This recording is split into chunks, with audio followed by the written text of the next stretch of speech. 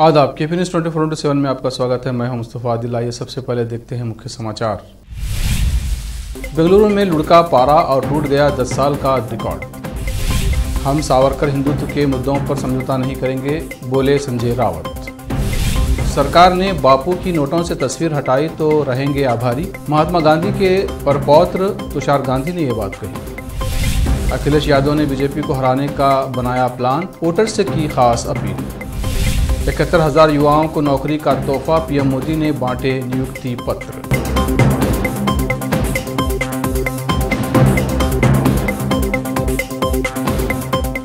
अब समाचार विस्तार से।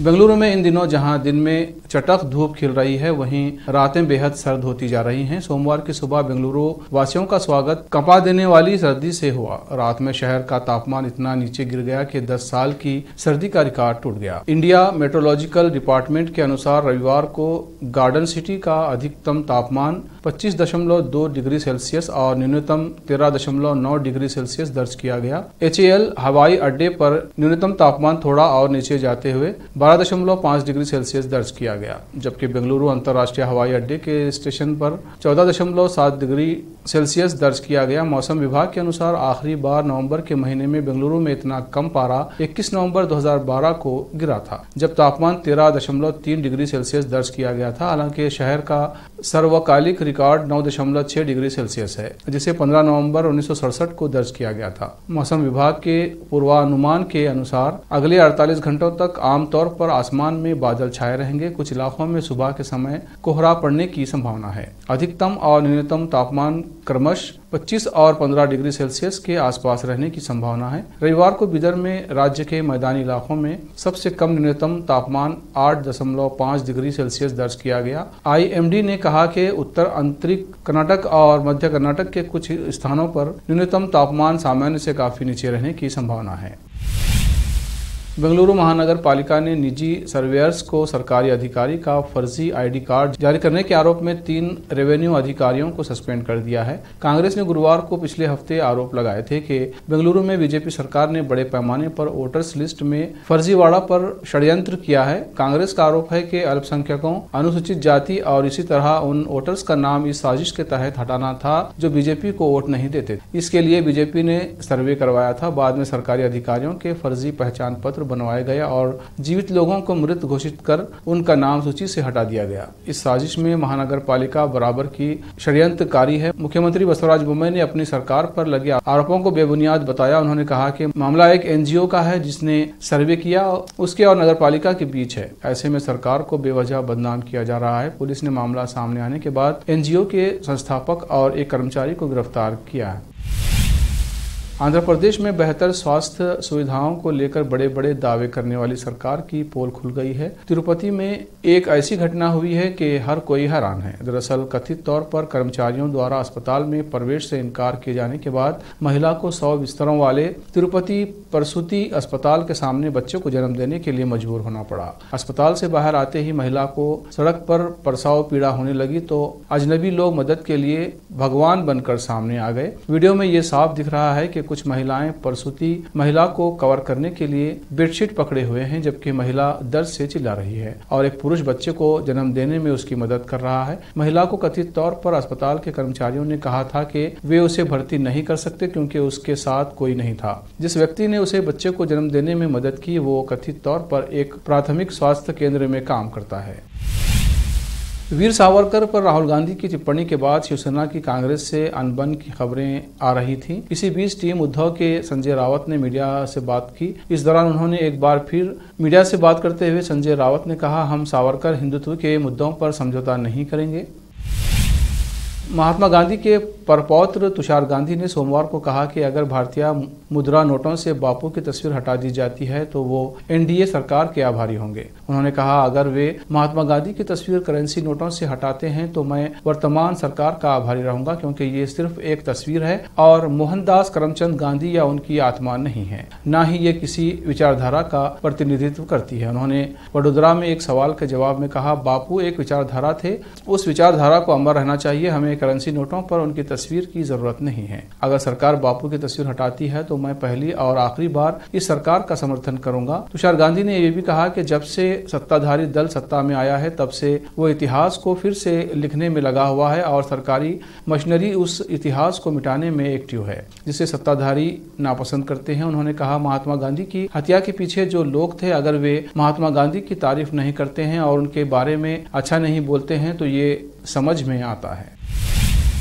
युवाओं को राष्ट्र की सबसे बड़ी ताकत बताते हुए प्रधानमंत्री नरेंद्र मोदी ने 10 लाख कर्मियों के लिए भर्ती अभियान रोजगार मेले के तहत मंगलवार को 71,000 से अधिक युवाओं को नियुक्ति पत्र सौंपे और कहा कि युवाओं को रोजगार देने का ये अभियान अनवरत जारी रहेगा। इस अवसर पर प्रधानमंत्री ने वीडियो कॉन्फ्रेंस के माध्यम से युवाओं को संबोधित करते हुए कहा कि पिछले 1 महीने से इसी प्रकार के अभियान राष्ट्रीय जनतांत्रिक गठबंधन शासित राज्यों और केंद्र शासित प्रदेशों में भी चलाए जा रहे हैं। उन्होंने कहा, डबल इंजन की सरकारों के होने के यही फायदे हैं। युवाओं को नियुक्ति पत्र सौंपने का ये सिलसिला जारी रहेगा। ज्ञात हो कि डबल इंजन की सरकार भारतीय जनता पार्टी के चुनाव प्रचार अभियान का प्रमुख मुद्दा है। गुजरात और हिमाचल प्रदेश के विधानसभा चुनाव में भाजपा ने इसे जोर शोर से उठाया भी है। प्रधानमंत्री ने कुल 71,056 युवाओं को नियुक्ति पत्र सौंपे। नवनियुक्त युवाओं को नियुक्ति पत्रों की भौतिक प्रतियां गुजरात और हिमाचल प्रदेश को छोड़कर देश के 45 स्थानों पर सौंपी गई। इन दोनों राज्यों में विधानसभा चुनाव की प्रक्रिया जारी है और वहां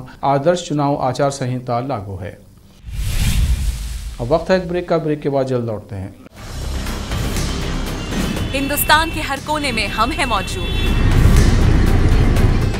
24 घंटे हालात पर गहरी नजर,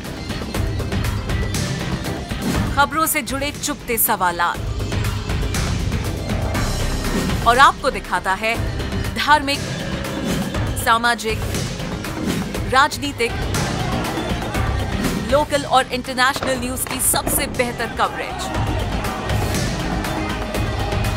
जो आपको रखती है हर पल बाखबर। देश और दुनिया भर की खबर के लिए देखते रहें केपी न्यूज 24/7। हिंदुस्तान के हर कोने में हम हैं मौजूद। 24 घंटे हालात पर गहरी नजर, खबरों से जुड़े चुपते सवालात और आपको दिखाता है धार्मिक, सामाजिक, राजनीतिक, लोकल और इंटरनेशनल न्यूज की सबसे बेहतर कवरेज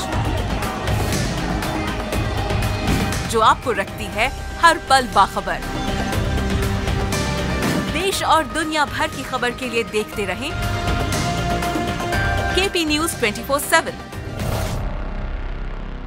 दुनिया में शिक्षा का बड़ा महत्व है। जीवन में आगे बढ़ने और सफलता हासिल करने के लिए अच्छी शिक्षा की जरूरत होती है।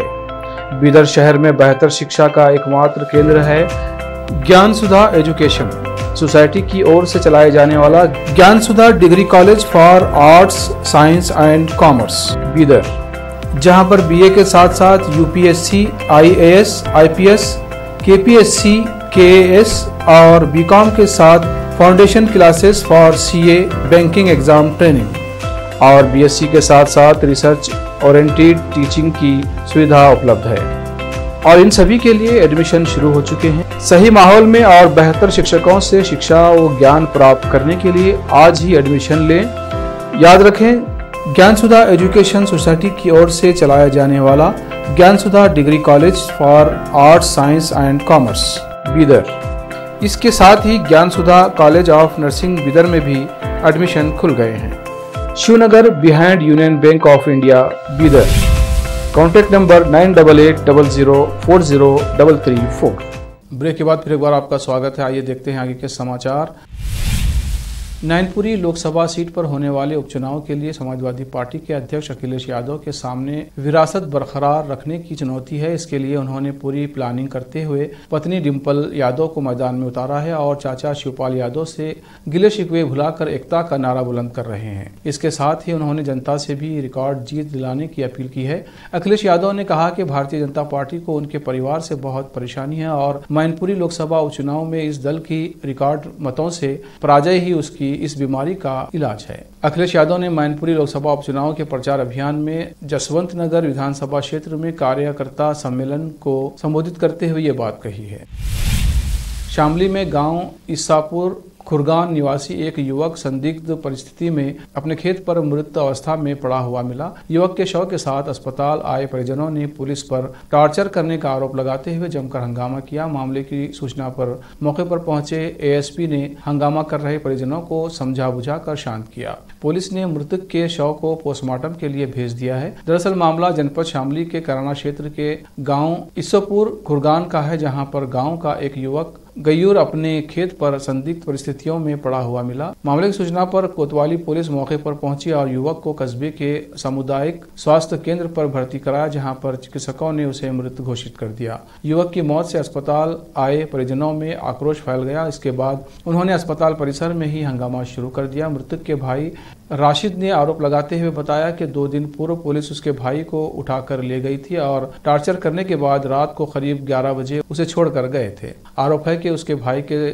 साथ पुलिस ने जमकर मारपीट की, जिससे उसका पैर टूट गया। कई महीनों पहले भी उनके भाई को पुलिस ने स्मैक के आरोप उठाकर जेल भेज दिया था। राशिद ने बताया कि उसका भाई खेत पर गया था, जहां उन्हें वो मृतक पड़ा हुआ मिला। सूचना पर एएसपी ओपी सिंह CHCC पहुंचे और मामले की जानकारी हासिल करने के पश्चात हंगामा कर रहे परिजनों को समझा बुझा कर शांत किया। एएसपी ने बताया कि युवक की मौत का स्पष्ट कारण जानने के लिए शव को पोस्टमार्टम के लिए भेजा गया है। इसके अलावा मृतक के परिजन द्वारा लगाए गए आरोप की जांच की जाएगी। जनपद शामली उत्तर प्रदेश से आजाद खान की रिपोर्ट। सर, गांव खुरगान में एक शव मिला है युवक का, क्या पूरा मामला है? देखिए, प्रथम दृष्टया जो पुलिस को जानकारी मिली है, ये शामली जिला अंतर्गत कैराना के ग्राम खुरगान से एक गयूर नामक व्यक्ति की बॉडी मिली है। संदिग्ध परिस्थितियों में इनकी मौत हुई है। इनकी नियमानुसार अग्रेतर पूरा जो है पैनल के द्वारा और वीडियो रिकॉर्डिंग के माध्यम से इनका पोस्टमार्टम करके मृत्यु का कारण स्पष्ट कराया जाएगा। अभी तो चूँकि इनकी बॉडी यहाँ आई हुई है, इनके परिजनों से, इनके पारिवारिक लोगों से बातचीत की जा रही है और इसमें जो भी होगा नियमानुसार गिरफ्तार कार्रवाई। सर, मृतक के भाई आरोप लगा रहे हैं, पुलिस ने 2 दिन पहले उठाया, इनको मारपीट करने का आरोप है। इस संबंध में क्या कहना है? जैसे मैंने पहले ही बताया कि ये अभी दुखद मृत्यु इनकी हुई है यहाँ और उनके परिजनों से बात की जा रही है। परिजनों की जो भी शिकायत है, जिस स्तर की भी शिकायत है, हर शिकायत पर नियमानुसार उसमें कार्रवाई होगी और उसकी जांच की जाएगी। क्या नाम है आपका? राशिद अली। अच्छा, ये जो युवक मरा है, इसकी क्या नाम है? इसका किस तरह मौत हुई? भाई है मेरा, गयूर है। अच्छा, नाम अफला। कौन से गाँव का? ईसापुर खुरगान। क्या हुआ था 2 दिन पहले? 2 दिन पहले पुलिस उठा के लाई थी घर से। कहाँ की पुलिस थी? थाना कैराना। अच्छा, फिर उन्होंने लाके इसकी पिटाई करी। 3 बजे उठा के लाई, दिन में रात में 11 बजे छुट्टा। क्यों उठाया था? मुकदमा दाज पे जुट्टा ही, उसमें उठा के ले आई थी। अच्छा, फिर हमारा पिट्टी करी इसके साथ। इंस्पेक्टर साहब ने, राजकमल दरोगा जी है और एक मुकेश है पुलिस वाला। अच्छा, उन्होंने फिर छोड़ा किस तरह? 11 बजे छोड़ा। ऊपर से हमें फ़ोन वोन करवाए। हमें दरखास्त रखी थी पहले, जुट्टा मुकदमा था। DSP गए, DIG गए, सारी जगह। वहाँ तो ऊपर तक फ़ोन आए, इस आदमी को छोड़ो, जब भी छोड़ा। उस दिन से भी डिप्रेशन में था। चोट थी इसकी टांग में भी, कमर भी सारी नीली होती, सारा पीट रखा बड़े तरह। अब सुबह ही खेत गया था, ये बाबा तो खेत पे 3 बजे गुजरा हुए थे। क्या मांग है आपकी, क्या चाहते हो आप? भाई इंसाफ मिलना चाहिए हमें, इनका इलाज होना चाहिए पुलिस वालों को, इनकी वजह से मरा। आगामी गुजरात चुनावों को लेकर सोमवार को अहमदाबाद के दरियाबाद में रैली के दौरान AIMIM प्रमुख असदुद्दीन ओवैसी ने भारतीय जनता पार्टी पर टोपी के जरिए कड़ा प्रहार किया। ओवैसी ने कहा कि बीजेपी टोपी वालों को टिकट नहीं देती है। वहीं दूसरी ओर ओवैसी कांग्रेस पर भी हमलावर होते हुए नजर आए। इस रिपोर्ट में विस्तार से जाने। गुजरात चुनाव को लेकर तमाम राजनीतिक पार्टियों ने पूरी ताकत झोंक दी है। कांग्रेस नेता राहुल गांधी भी इसमें कूद पड़े हैं। सोमवार को राहुल गांधी गुजरात में भाषण दे रहे थे, तभी एक शख्स ने उन्हें टोकते हुए हिंदी में बोलने को कहा। दरअसल राहुल हिंदी में भाषण दे रहे थे, जिसका मंच से GPCC के पूर्व अध्यक्ष भरत सिंह सोलंकी बतौर ट्रांसलेटर गुजराती में अनुवाद कर रहे थे। इस शख्स ने चिल्लाते हुए कहा, आप हिंदी में बोलो, हम समझ लेंगे, हमें अनुवाद की जरूरत नहीं है। इसके बाद राहुल गांधी रुके और मंच से पूछा, क्या ये ठीक रहेगा, हिंदी चलेगा? भीड़ ने उसका समर्थन किया और अनुवादक की जरूरत नहीं रह गई। चुनावी राज्य गुजरात में राहुल गांधी की ये पहली रैली थी। वो सूरत जिले के महुआ में लोगों को संबोधित कर रहे थे। इस दौरान उन्होंने आदिवासियों को देश का पहला मालिक बताते हुए कहा कि बीजेपी इनके अधिकारों को छीनने का काम कर रही है। राहुल ने कहा कि वे आपको वनवासी कहते हैं, वे ये नहीं कहते कि आप भारत के पहले मालिक हैं, बल्कि ये कहते हैं कि आप जंगल में रहते हैं। आपको फर्क दिखाई दिया? इसका मतलब है कि वे नहीं चाहते कि आप शहर में रहें, वे नहीं चाहते कि आपके बच्चे डॉक्टर्स, इंजीनियर्स बने, जहाज चलाना या अंग्रेजी बोलना सीखें। आखिर में फिर एक बार देखते हैं मुख्य समाचार। बेंगलुरु में लुढ़का पारा और टूट गया 10 साल का रिकॉर्ड। हम सावरकर हिंदुत्व के मुद्दों पर समझौता नहीं करेंगे, बोले संजय रावत।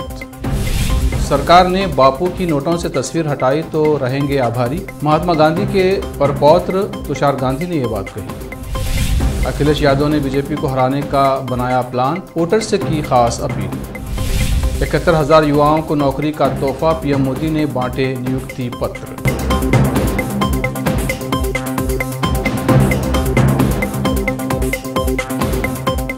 केपी न्यूज़ में इतना ही। देश प्रदेश के समाचारों के लिए देखते रहिए केपी न्यूज़ 24/7। धन्यवाद।